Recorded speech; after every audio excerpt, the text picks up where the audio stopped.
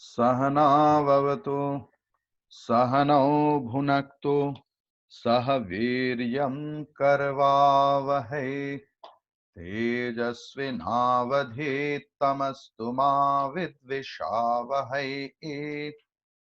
ओम शांति शांति शांति। हरि ओम। ओम गुरुर्ब्रह्मा गुरुर्विष्णु गुरुदेव महेश्वरः गुरुरेव परं ब्रह्म तस्मै श्री गुरवे नमः। शुक्लांबरधरं विष्णुं शशिवर्णं चतुर्भुजं प्रसन्नवदनं ध्यायेत् सर्वविघ्नोपशान्तये। सरस्वती नमस्तुभ्यं वरदे कामरूपिणि विद्यारंभं करिष्यामि सिद्धिर्भवतु मे सदा। सदाशिवसमारम्भां शङ्कराचार्यमध्यमाम् अस्मदाचार्यपर्यन्तां वन्दे गुरुपरम्पराम्। सच्चिदानन्दरूपाय विश्वोत्पत्त्यादिहेतवे तापत्रयविनाशाय श्रीकृष्णाय वयं नुमः। ॐ समस्तजनकल्याणे निरतं करुणामयं नमामि चिन्मयं देवं सद्गुरुं ब्रह्मविद्वरम्। So, in last two classes, we have discussed sequentially. First, we discussed that what is love? What is love for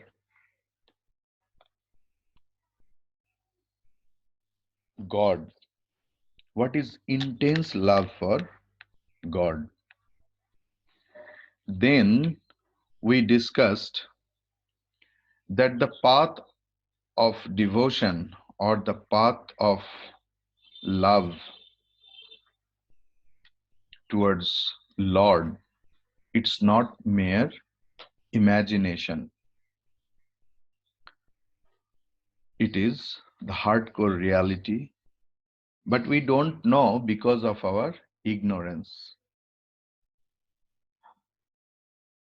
So we have to go to such person who has walked into that path and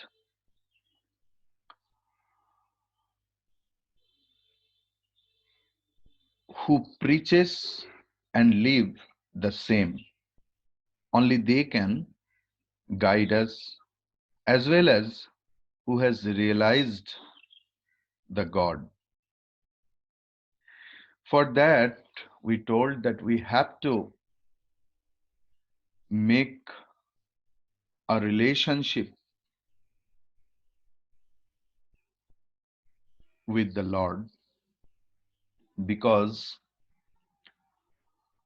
without relationship in the first step of love is very difficult. So how the relationship mode will be? So I quoted from Pandava Gita, Tvameva Mata cha Pita Tvameva, Tvameva Bandhuscha Sakha Tvameva, Tameva Vidyam Dravinam Tvameva, Tvameva Sarvam Mama Deva Deva. So, the mode of our relationship will be that we have only one relationship towards us.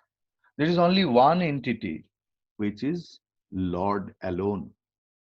Nothing but Lord there is anything. If we love our mother, we should know that my mother is not nothing but the expression of my beloved God. When I love my father, we should know that the love for father is nothing but the love for Lord. My Lord is expressed in various form, whom I love: my mother, my father, my son, my daughter, my wife, my husband, my friends, my all belongings. The whole world is nothing but the expression of my beloved Lord. So that is the thing we should know. So what is the steps and of that devotion? It is told that Vaidhi Bhakti, or systematic love. The system means system is not according to my creation. That how I will love a person, yes, I can think. But when it is godly love, then it is the subject matter of the scripture. So when it is the subject matter of the scripture, then we have to do according to the Shastra, what Shastra prescribes us for that. So Sri Ramakrishna has prescribed some method, and I raised a question that is it a very difficult path to love God or to make a relationship with Lord, or it is the simplest way? Shastra says it is the simplest way to realize God, the path of love, path of intense love towards Lord. But Shastra also described that as we don't know the system, the path, or the obstacles come in between me and my beloved, that is why the path of devotion becomes very, very difficult for us. And as we see that a hungry tiger, how it eats up its prey, in the same way, if we can create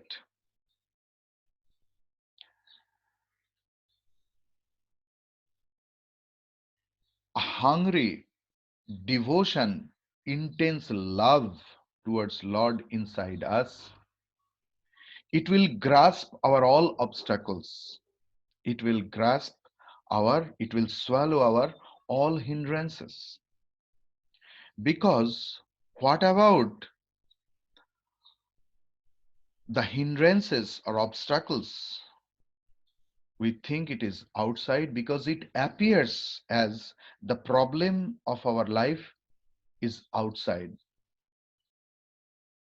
But Shastra says from the beginning, and nowadays science also have accepted, that all the hindrances, all the obstacles we get in our life, all the sorrows we get in our life, it's all our mental projection. Now you may ask how? Because we don't have any control about on the nature. Nature is moving in its own pace.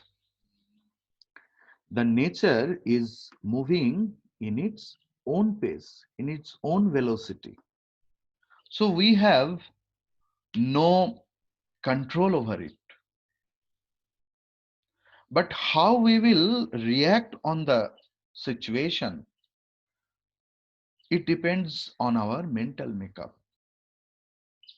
If our mind, if our mindset is disciplined by the Shastra, by the scriptures, then we can quickly take the decision whether we will react upon the situation or response upon the situation.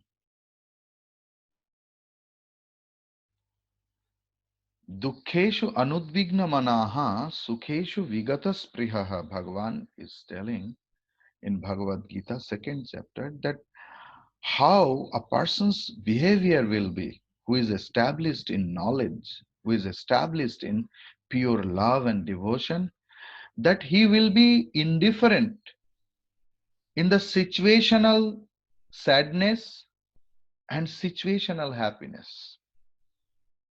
How is it possible? Because when it is possible only when we will find that nothing is real, all the problem is inside us, not a single bondage is outside. If husband and wife tied into a rope, if mother and daughter tied into a rope, is my mobile phone or laptop or my very beloved belongings are tied with me with the rope? No. I have created a bondage inside me. That is the essence of the path, of this path. So, how it will be? And another thing, the steps has been described that first step to create intense love is intense prayer. Prayer helps us to not react to the upcoming situation. It helps us to respond to the situation.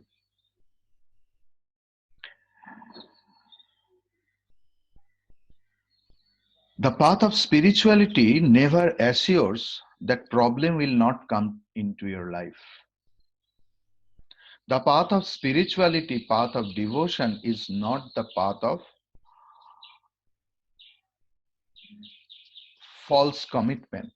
What other subject, what other devotional subjects assures and they fails every time, because situation is in the hand of Lord, in the hand of our karma. Our path of devotion, our path of spirituality teaches us how to respond with the upcoming situation. The second path of devotion is sadhu sangha, the company of holy people, a regular listening to the holy discourses, a regular listening to those words which helps me to increase my intense love towards Lord. We have to mingle with such companions who helps me to develop intense love inside. Third one is Nirjana Vas. Swecha Nirjana Vas means self-created exile, staying in a solitude place once at least in a day, once in a week, once in a month, once in a year at least. Because in solitude only we can think about ourselves. Because we have to think that what is the aim of our life, why we are running, for whom we are running after since my childhood. And it is described in Bhagavatam And recent Mahatmas also told the same thing, that if anything or if anyone, any beloved relationship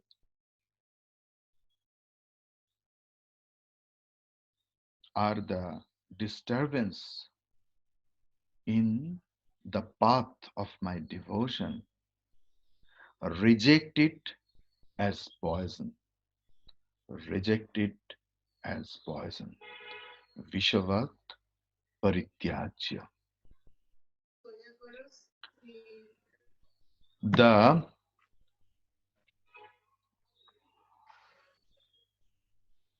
beauty of the path of devotion is it is universal path. It is universal path. Because in other subjects, there a lot of parameters are there, that who are the right candidates for that subject matter, who is the eligible for the right matter. In the path of devotion, it is for everyone else. The only qualification required is simple mind, and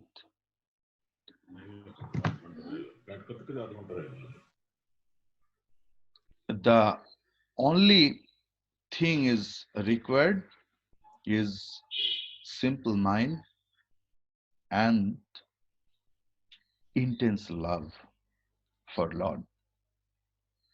And it is open, the path of bhakti is wide open for irrespective of all caste, all creed, all religion. Anyone belong to any religion, any religious faiths, any philosophical faith. But if he's having the intense love for Lord, the path of devotion happily welcome them. Now I will discuss about Naradiya Bhakti Sutra. There are a lot of Bhakti Sutras we get in our scripture. Bhakti means devotion or intense love. Sutra means aphorism. Among all the aphorisms of divine love, Naradiya Bhakti Sutra is the most simplest one, and it's a beautiful text. In this book, 84 sutras are there. 84 sutras are there. Though it is Naradiya Bhakti Sutra, means the aphorism of intense love composed by Narada. But if we consider the history of the scriptures, or if we consider the linguistic intellectuals discussion, then we can know that historian never got the actual composer or author of this text, and nobody knows that at what particular time it has been composed. But there is no doubt about Narada, because in Mahabharata, if we consider Purana, means Smriti Grantha, there we will find that in Mahabharata Shanti Parva, Bhagavan Sri Krishna has praised in many ways about Narada.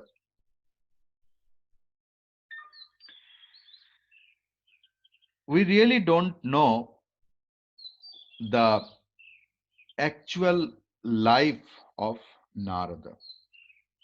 But in Bhagavatam, in 15th and 16th canto,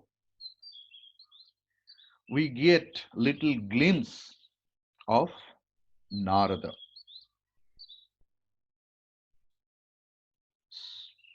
That we don't know the name of the father of Narada in Smriti Grantha, in Purana. In Bhagavatam, it is there that his mother was a maid of a well-to-do Brahmin, where every day a lot of Brahmin guests used to come, and little Narada used to look after them, their comforts, their food, everything else. And all the guests were very happy with the hospitality of Narada. And one day, what happened? Narada's mother was going to milk a cow in the early morning, and she got a snake bite and she passed away. So Narada had no more any bondage, as if worldly bondage. And by observing Narada's intense devotion, intense discipline, intense love, intense responsibility, the Brahmin initiated that little 5-year-old Narada into the path of devotion. From that time, Narada left everything else and started roaming around everywhere else by singing the Lord's name. He performed a lot of penance, great tapasya, a lot of krichya sadhan, hard penance he did. And suddenly his beloved deity appeared in front of him and he got the vision. But it was very momentary for a moment. But you know, it is the devotee's intense longing that he needs the vision of his beloved deity repeatedly, again and again, every moment, every day. And Narada was not exceptional. He also started crying and praying for another vision, another darshana of Lord. But suddenly one Daivavani, a divine sound came from the space that, O Narada, what about the merits you have gained throughout your lives? In few lives, what about the punya you have acquired? For that acquired punya, you won't get more darshana. But your life will be filled with supreme bliss. And with that bliss, you sing the glory of Lord and you can roam around anywhere else, any lokas, wherever you want. And in that time, it is told that Narada has composed these 84 aphorisms or sutras. Narada is not only the Puranic character or the character of mythology only. Narada, we will see that Narada is the Upanishadic character also. We get the name of Narada in Upanishad also. In Chandogya Upanishad, 8th chapter, we will see that the great sage or Maharshi or divine sage, Devarshi, Narad was the student, and his four divine ever young brother Shanaka, Sanandana, Sanat Kumara and Sanatana were the teacher of Narada. Though because of a lot of mythology and their expression in various drama and plays, we have a very misconception about Narada, that he is a typical character. He always creates problem everywhere, but it is absolutely not.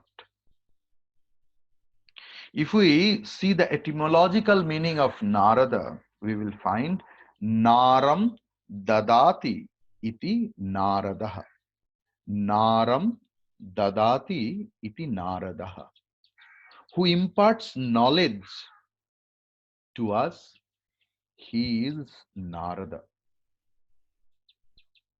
And there is only one character in all mythology, that is Narada, who is praised and loved by all. He is praised and loved and worshipped by divine personalities or devatas or gods and goddesses. He is praised in a same manner. He is worshipped in a same manner to the demon, to the human being, everyone else. He was such a simple and devoted character. So we shortly briefed about Narada and Bhakti Sutra. Now I will come that what is Sutra or aphorism. In Padma Purana, we get the definition of Sutra. It is Alpaksharamasandikdham Saravat Vishwato Mukham Astobham Anavadyam Cha Sutram Sutravido Viduhu. Sutra means where everything else compact in few words only. It's a very brief expression of any intense or deep matter. It is Alpaksharam. It is expressed in very short manner with a very few words. Asandigdham Saravat Vishwato Mukham. Asandigdham. And it is composed in such a way there will not be any doubt. It is doubt free, doubtless. Sarvat Vishwato Mukham. There is no fault of repetition, because in our scripture, this is called punaravritti doshaha. If the same thing, same words, same concept is repeated variously, it is a dosha, it is a fault in that text. Narada Bhakti Sutra is free from, or any sutra, any aphorism is free from that faults. It is avikalpa. There is no comparison. It is incomparable. It is nirdosha, nishpapa. It is sinless. And astovam anavadyam, astovam means intense meaning is there inside all words. All words are very pregnant words, and it is very brief. In other words, sutra means thread in Sanskrit. Sutra means thread. So, in a thread, all the concepts are garlanded. So, what is the concept of garland? The flower which are scattered, we put it into the same thread. So, sutra is such things where all the concepts are threaded into a single thread. And the writing style is such like that where we can memorize very easily. And we can preserve it for our successors or next generations. Now I will start the first sutra. You can repeat after me. Athat bhaktim vyakhyāsyāmaha. This is the first sutra or aphorism. Athatah bhaktim vyakhyāsyāmaha. It is in future tense.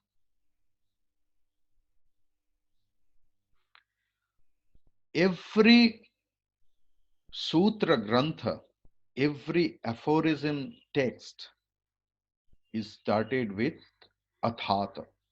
The famous aphorism is Brahma Sutra in Vedanta, non-dual Vedanta scripture. And it is starting with Athata Brahma Jignasa. Here, this is the text of Bhakti.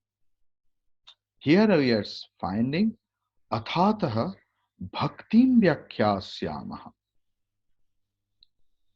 Here each and every word is very pregnant word. Atha means thereafter.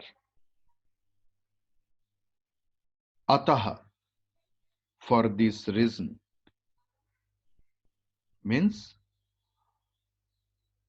it is the only simplest way to realize the Lord.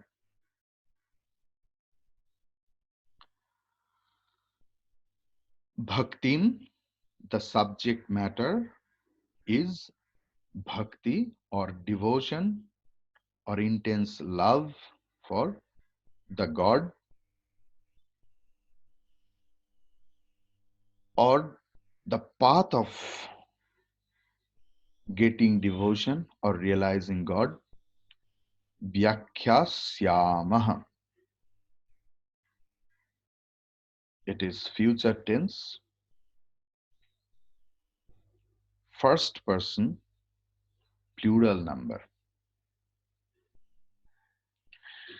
Then if we consider the word atha, thereafter, why it is telling thereafter? Because for this subject matter, a sort of particular sort of candidate is required. Adhikari. You know, for each and every text, each and every subject, there is Anubandha Chatushtaya. Fourfold things is hidden in each and every subject matter, in each and every text. Who are they? Vishaya. First one is Vishaya. Second one is Adhikari. Who is the right candidate of the text? Upayogita or Prayojanam. What is the utility of this text? Why I will study this text? And Sambandha. Fourth one is Sambandha or the relationship. That what is the relationship between a devotee and his love and this text, and what a devotee is going to get. Why adhikari or the right candidate is needed for everything else? Because this is the matter of vidya or knowledge,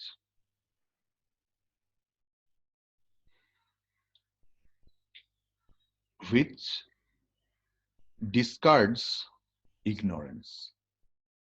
It is like medicine. So one single medicine cannot be given to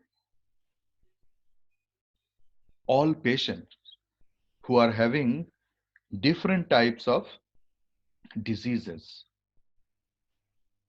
So each and every diseases have the particular medicines. So any scripture is knowledge alone, which discards ignorance. So for the right person, the right knowledge should be imparted. Otherwise, then this particular knowledge will be misused. Ineligible candidates will start ridiculing the subject matter, will start criticizing the teacher and the path. In each and every scriptures, that Anubandha Chatushtaya, the fourfold things have been discussed. In the first sutra, in the first aphorism, it has been discussed. It has been discussed properly. In the first word, atha signifies the Anubandha Chatushtaya, thereafter.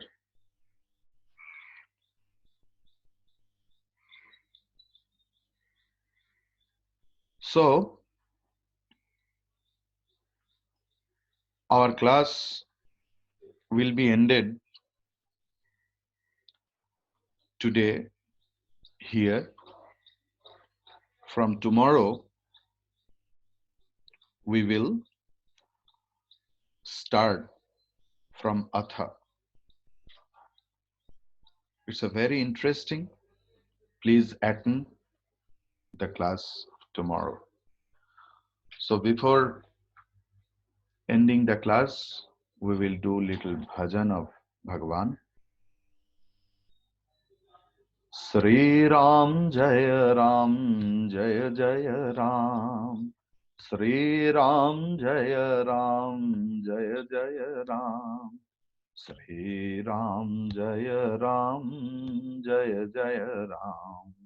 Sri Ram Jaya Ram Jaya Jaya Ram.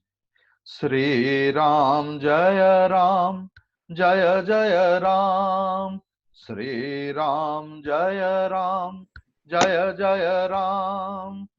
Sri Ram Jaya Ram Jaya Jaya Ram. Sri Jaya Ram Jaya Jaya Ram. Sri Ram Jaya Ram Jaya Jaya Ram. Sri Ram Jaya Ram Jaya Jaya Ram. Now we will start question and answer session. If anyone has any question, please ask. We will discuss them. So one by one, please. One by one.